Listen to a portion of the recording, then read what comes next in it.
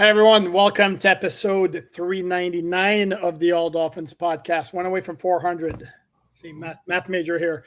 On this Tuesday, Monday, November 4th. I can do math, but I can't keep track of time. So, Some good, some bad. Monday, November 4th. I'll get it right. November 4th, 2024. The day after the Dolphins dropped to 2-6 on the season with their another tough 30-27 loss against the Buffalo Bills. Day before the NFL trade deadline, and we're going to assess the state of the team, look back at the game. And to help me do that today is Chris Perkins from the South Florida Sun Sentinel. How are you, Perk? Hoop, tomorrow is the trade deadline. We don't care. Election day, we don't care. It's my birthday tomorrow, baby. Oh, yes. There you go. There you go. It is. That's what we care about. That's what we're talking about, right? No, but I'll go ahead. I'll throw you a happy birthday nonetheless. Oh, thank you. 37 tomorrow, Perk? It is the anniversary of my 37th birthday, yes. Well done. Well done. Well, an early happy birthday to you. Thank you. I mean, what can we say about this game? It's one of those, they played more than well enough to win. They played a really, really good team. But in the end, they just couldn't make the plays. And it's one of those where it's like the karma's just better on this team. It is. You know what, Poop? I kind of have mixed feelings about this game. I really liked the play calling by Mike McDaniel. I thought he did an outstanding job of calling plays, not relying on Tyreek Hill and Jalen Waddle, relying on that run game. I was proud that he made a big man decision in demoting David Long, a team captain. Like, that's a big man decision by Mike McDaniel and, everybody else who is involved in that. I actually think it's about time to make another one of those and sit Raheem Mostert in favor of Jalen Wright, because he's cost you 2 games. He's not going to be here next year. Jalen Wright is the future.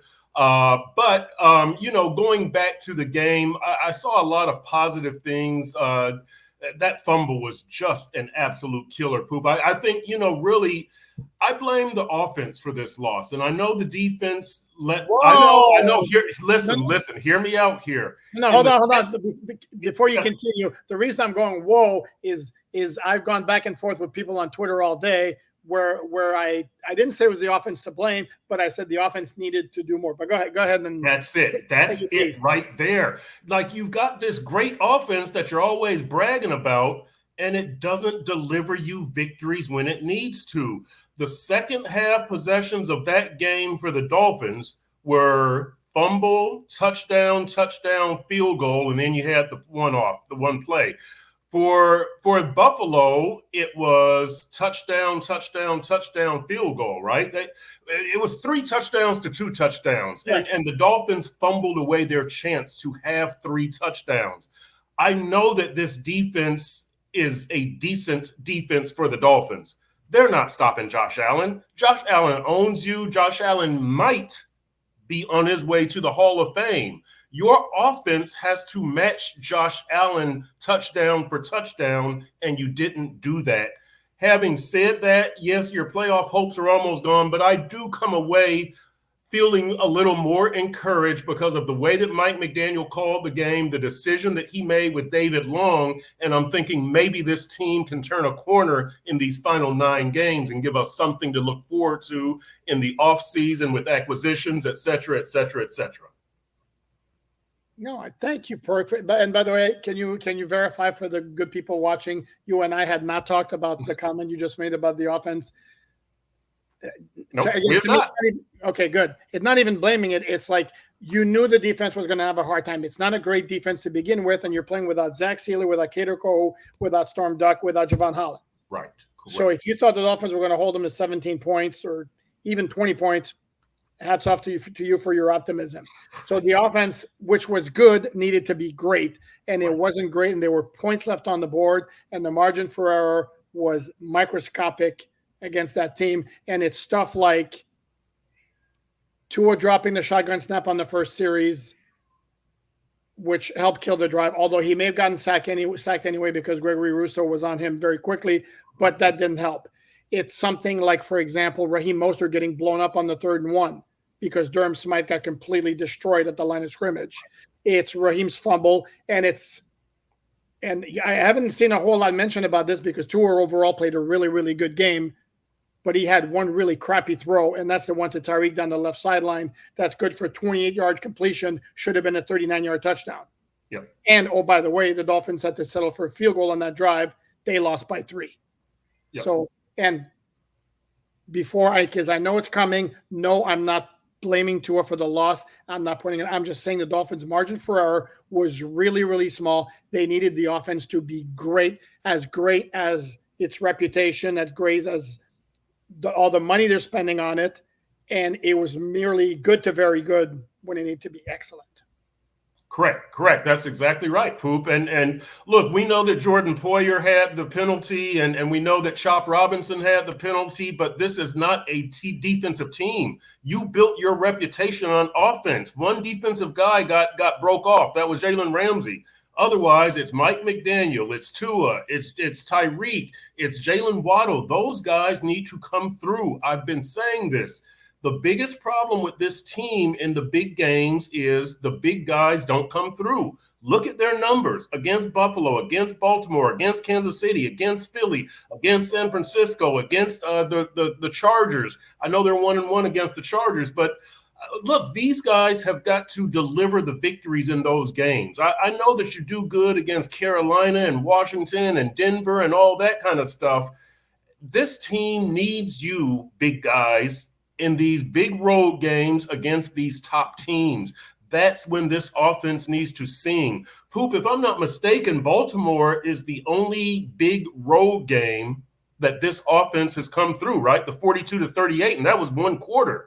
You beat Buffalo here 21-19. That wasn't an offensive explosion. You beat Dallas 22-20. That wasn't an offensive explosion. I don't see these offensive explosions against big teams, and especially on the road against big teams. So that's what this offense needed to do. If you want to call it blaming them, I'm blaming them. Yes, they've got to go out and win these games. Buffalo, as Mike McDaniel told us, is going to sit around and wait for you to make a mistake. And there it was. Raheem Mostert coughs it up. There it is. Jordan Poyer with the hit. Like offense, the big play takes a lot of stink off of that stuff, right? That 80-yard touchdown to Tyreek against Jacksonville took a lot of stink off of the game. They need that. They kind of need that. The offense has to do it. That's the only way that this thing is going to work. Yeah, the flip side is that Buffalo kind of basically dare the Dolphins, go ahead and take the short stuff and then just run the ball. You're not getting deep on us again, but they had the one shot, and this is where you have to capitalize. Right. And to me, again, I'm going to repeat it one last time before we move on to something else. Not blaming the offense. I'm not blaming the offense. To me, it just needed to be a step beyond, because you could not count on the defense right now because it's hurting in literally and figuratively. And the Jordan Poyer thing, here's my frustration with that play is point blank, helmet to helmet. That's a call. Right. The thing that sucks is you look, I'm watching NFL Red Zone, and there's the exact same play, LA Rams against Seattle. You see the replay, clearly helmet to helmet. There's no flag. And it's one of those where Dolphins got unlucky that it got called, even though it's the right call. And then the Seahawks got a break because it wasn't, or it was called and they picked up the flag. I think that's what it was. And let's point out the Dolphins got two big breaks yesterday, right? The Josh Allen touchdown, there was no holding on that.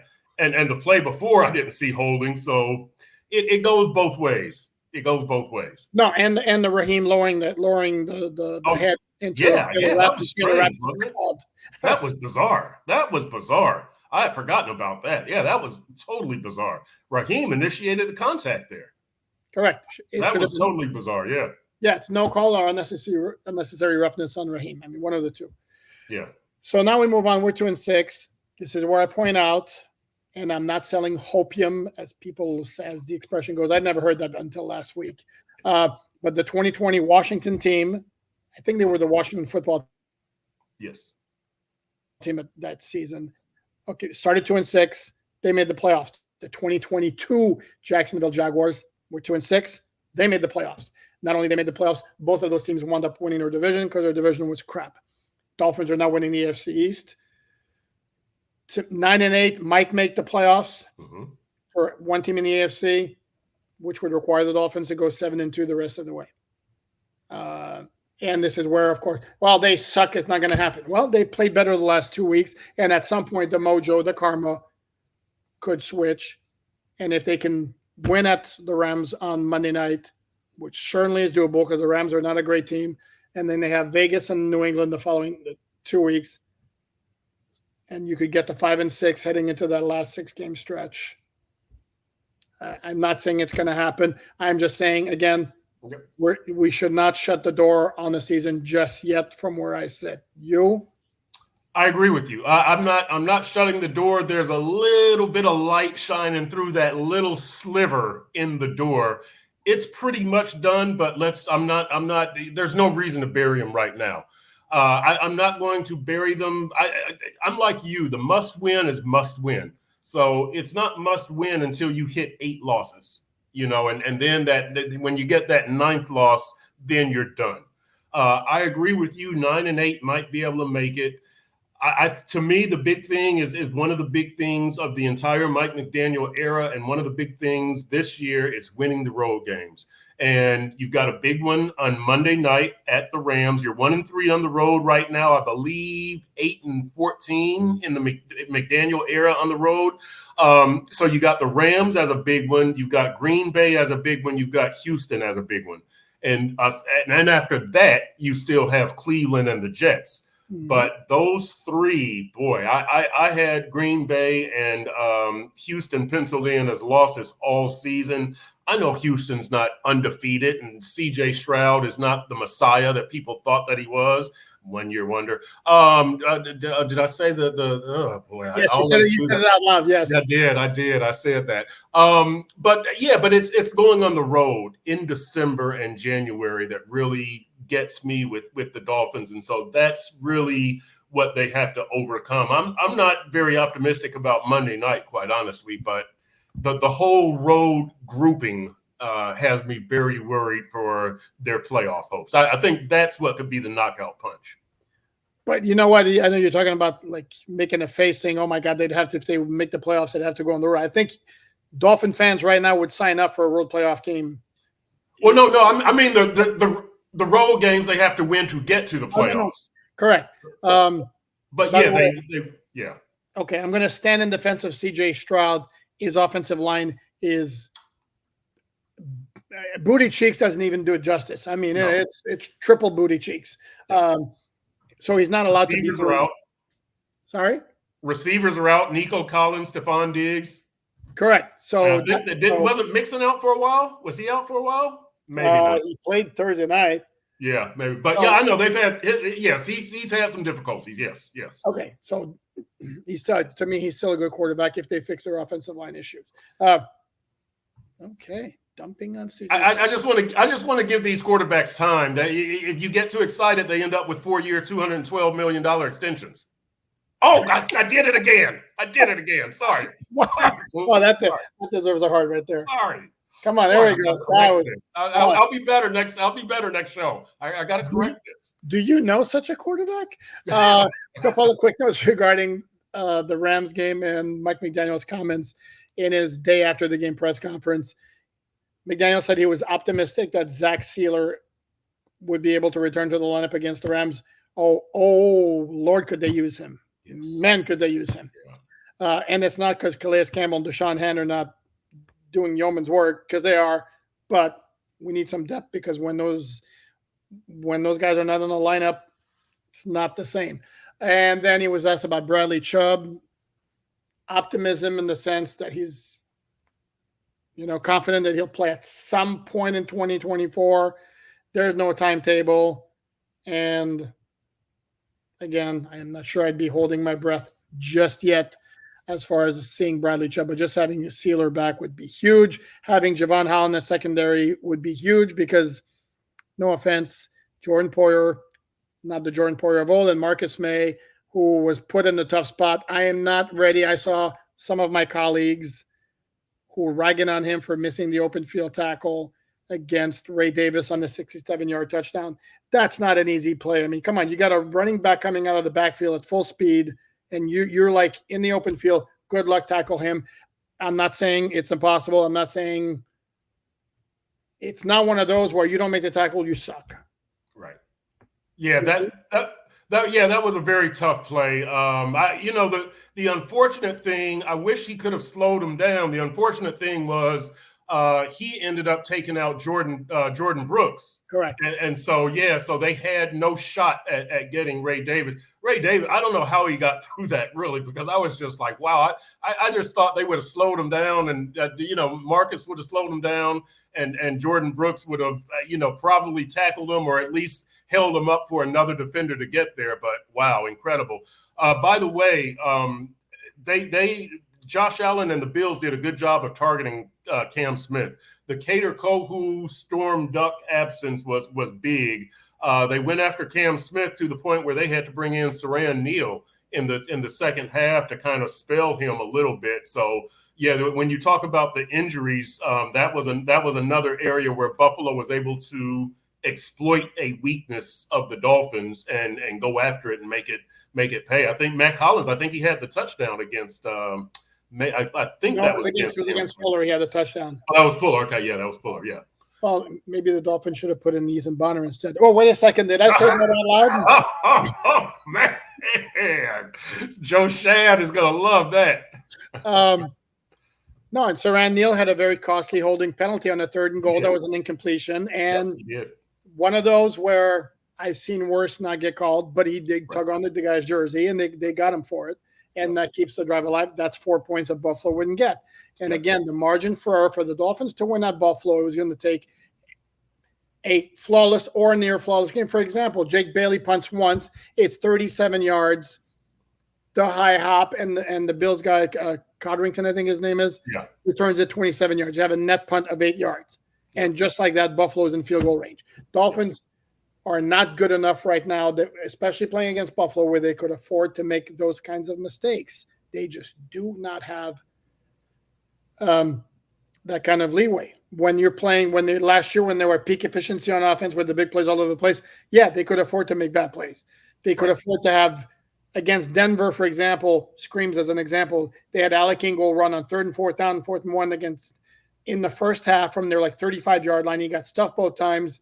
Big whoop, they still won 70-20. Well, we're not there yet this season. So, Yep. And they had the kickoff return, I think, right? They gave up the kickoff return against Denver. Yeah.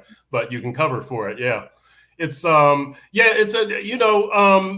say this also, Poop. It occurs to me that there's 2 extreme games this season. The loss to New England, the victory over New England, they wouldn't have beaten anybody else on their schedule that day. Agreed. The loss to Buffalo, they'd have probably beaten everybody else on their schedule Sunday. Extremes. And then that deserves another heart, because that's another excellent point by Perkham. Here we go. Come on. There we go with the hearts. There we go. For those listening on the audio podcast, this is I do my heart with my good old MacBook Pro. Sponsorship, send me a free MacBook Pro for having said that on air. Where were we? Okay, so now the other part of Mike McDaniel's comments is his belief that he shares with Chris Greer that the Dolphins are on the verge of turning things around. They still have a lot of confidence that things are going to get turned around and they will be back to the team that they always believed they could be.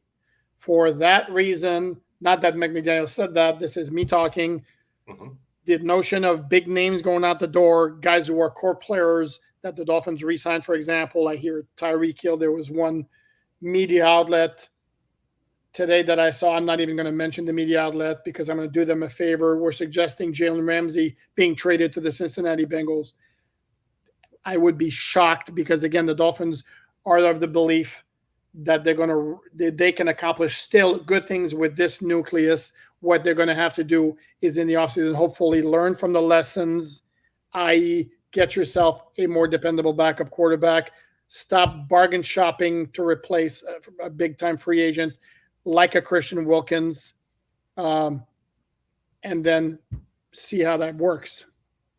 Yeah, I think. Look, I'm optimistic about 2025. I thought that this was going to be a down year after the first day of free agency, and they, Christian Wilkins is out the door, Rob Hunt, Andrew Van Ginkel, and at that point, it was like they're not going to be able to replace this talent. And I was writing, the only way that you're going to have a better season is if you use your talent in a different fashion.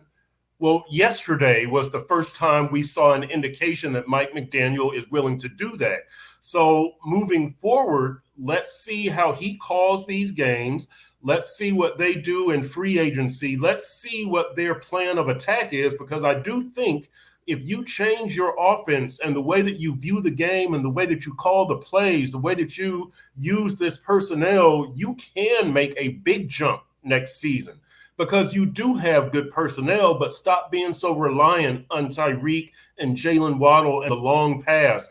Get yourself a better workhorse type running back. Maybe it's Jalen Wright. Let's find out in these last 9 games, right? See what you have at left tackle with Patrick Paul to some extent. I mean, you're not going to totally push Teron Armstead out the door, but to me, in these last 9, you want to make your playoff push, but you also, I just think you've got to make a shift in mentality and strategy and philosophy. And what I saw yesterday was really, really good, really, really promising. So to me, I'm not giving up on this core. I'm going to continue down this path. Maybe I have to tweak it. I will have to tweak it. Yesterday was just the first time that we saw this, but I think Mike McDaniel and Chris Greer could really be onto something if they relent a little bit on the deep pass and go the route that we saw yesterday. Well, we saw a bit of that last week as well. It was kind of the same thing offensively. And here's the thing is, the Dolphins right now are hurting on defense again, because to me, A, their talent was overrated. B, they're really, really not deep. And then C, to compound everything, they have a bunch of injuries. Okay, now let's let the Sealers and the Hollands get back, and then hopefully the defense becomes solid and can make a stop at the end of a game to win it, or to at least give the Dolphins offense the ball back, and then see where that takes them. This is a team that's made runs in previous years. They've had good winning streaks, even before Mike McDaniel, because the Brian Flores' last year, they won 7 in a row. Yep. With Mike McDaniel, they won 5 in a row. 2 years ago. Last year, I don't know if they had a really long stretch of wins, but they certainly can do it. So not necessarily ready to give up. Now, where do you stand on the whole Calais Campbell thing and the idea of potentially trading him if teams call, in the name of doing the guy a solid, if indeed he just wants to go chase a ring? I'm doing the right thing by Calais. It's pretty much up to him. You're going to get pennies on the dollar, because that's what a team is going to do with smart business, right? You're not going to give the Dolphins equal compensation. You're going to say, well, I'll let Calais sit there and be pissed at you, and you can look like jerks, So I'm going to give you this, and the Dolphins pretty much have to grin and bear it. You want to do right by Calais. That to me, that's the bottom line. This is a future Hall of Famer, one of the best guys to ever put on an NFL uniform. So you bite the bullet, you do the right thing by Calais. I agree. And as I mentioned on the live post-game show yesterday, I think the first question I would ask Calais is, any thought of you maybe wanting to play beyond this year? Right. And if he says, I think I'd be interested in doing that, I'm like signing him to an extension like right now. I mean, go ahead. That's interesting. Do you do that with Calais and Teron? Because you remember Teron said this isn't necessarily my last year when he came back. We see how well that line is playing with him there. Kendall Lamb is leaving. I don't know if Patrick Paul is the answer.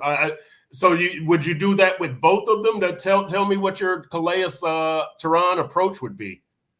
Well, Teron, I'm looking at it right. Teron's under contract for next year, so it just doesn't have any guaranteed money. Got a cap number of 22 mil for next year. This is after taking a pay cut. This year's cap number went down from like 20 something to 10.6. I think they're going to have to revisit his contract if he's interested in coming back. I think I would. It's you, and you would be in that injury situation with Tua and Teron. You know that. Correct. I'd be a lot more interested in talking to Campbell because again, he's been so good too. Is the other part of it? Yeah. That would put that Tua Taron would put the offense in a real difficult injury situation because either of them are just both being so key and so vulnerable. Still amazing though, and I'm going to repeat this because I don't believe in jinxes. But the Dolphins' offensive line, by the way, and you wrote a column to the point on sunsentinel.com that maybe Chris Greer was right about maybe us worrying about the offensive line too much because it's actually playing pretty well, pretty really damn well, I would say. And part of that is continuity because they have missed one start combined for all the five guys up front. That was Teron Armstead against Tennessee when he was out with a concussion. Everybody else has been in there for the whole time, and they're getting really good performances from Aaron Brewer's playing very well. And the other three guys, Teron's great. He's a great left tackle. And the other three guys have been solid. Robert Jones, I've had their moments. Robert Jones, Lee Meichenberg, and Austin Jackson. Yep. And look, that's a group where, you don't need them to be great. You just need them to be good. You need Tua to be great, and Waddle and Raheem and Tyreek. Those are the guys that are paid to be great. You just need these guys to do their job, and that's what they've done. Hats off to them, and to Butch Berry and to Frank Smith and to Mike McDaniel. That offensive line is getting it done. Yeah, and my closing thoughts are, and like Dolphin fans are all over the place with this. It's crazy to give up on the season. This is still, when performing right, a good team. And I think right now, there's just some bad mojo around the team. The last two games, they easily could have won those two games. The fact that they didn't just put them like massively behind the 8-ball, cliche alert, in terms of the playoff race. But again, let's play out the string. Let's call it a season when it's time to call it a season. Not saying I'm making predictions or anything like that, but again, let's not decide that impossible, they can't do it. Yeah, no, 100%. I'm not going to give up on this season until they get that 9th loss. And I do think that a 9-8 record that might be able to get you in. You're probably going to need some tiebreakers, and the Dolphins, I guess, might be able to establish that the rest of the way. But you've got to keep going because you do have good talent. You do have a fairly weak schedule. I'm scared of the road games, but you do, it's workable. This is doable. If this was, Flo's first team or one of Philbin's bad teams, and really that's not true because Philbin's teams all stayed in through December. But this is doable. It's a long shot, right? We all know that. Nobody is counting on this happening. Nobody. It would be a pleasant surprise if they do it, but there's no reason to quit. That's the whole thing. There's no reason to quit here. Other teams can get injuries. You can get hot. Anything can still happen. You've got half the season to go, for goodness sakes. Stay in it. Just don't eliminate yourself. No, and the other part of it is they're not doing a massive reset 3 months after right. Stephen Ross is throwing out extensions and new contracts all over the place. It doesn't work like that, especially when a big part of the reason the Dolphins are where they are is because they lost their starting quarterback for 4 weeks. Yep. Yeah, you learn from this. Right. As you said, you do better at backup quarterback, number 3 quarterback. You figure out your strategy going forward. Again, I think the run game can be part of it. It can be a major part of it. It needs to be a major part of it. The tight end needs to be a major part of it. Like, I really liked what I saw yesterday, and I hope in the last 2 weeks, as you point out, and I hope that this is kind of their blueprint moving forward instead of just that big play over the top to Tyreek and Waddle. Like, use all your resources. You accumulated all this talent. By the way, there was an OBJ sighting yesterday too. I don't know if you heard that, Poop, but he was 12 snaps. I know. Yeah. Here's the thing you just said, though. You just said it right there. 12 snaps. I know. Which is again, I'm no math major, but one snap more than he played in his first 3 games. Not exactly becoming a big part of the game plan. And replay saved him on that fumble. Live, I thought it was a fumble. His knee was clearly down, so credit to OBJ. But I was like, oh no, OBJ. But good thing we have replay. You were like, oh no, BJ. That's I see what you did. Nice. We can laugh. That's good. Yep, we can laugh, although there are like different connotations are there, so I'm not sure. Forget what I said. Forget what I said. On that note, any parting words before you head off to your birthday park? No, you know what? I'm hopeful that they can win this game, because if they do that, I think it bodes well for those next 2, right? The next Vegas and New England. So I'm hopeful that they will give us, another month of optimism that maybe Thanksgiving won't be happy, but hopefully this whole month leading up to Thanksgiving can be happy. There you go. That's the spirit. So on that note, we're going to wrap it up. Thanks everyone for watching. Please like, subscribe, share, all that good stuff. Everybody in the comments, please wish my good friend Chris Perkins here a happy birthday. And we will check out his work at sunsentinel.com. And we will be back here on Wednesday, barring a massive development with a trade Tuesday, which I certainly would not anticipate. So on that note, thanks everyone, and have a good rest of your day.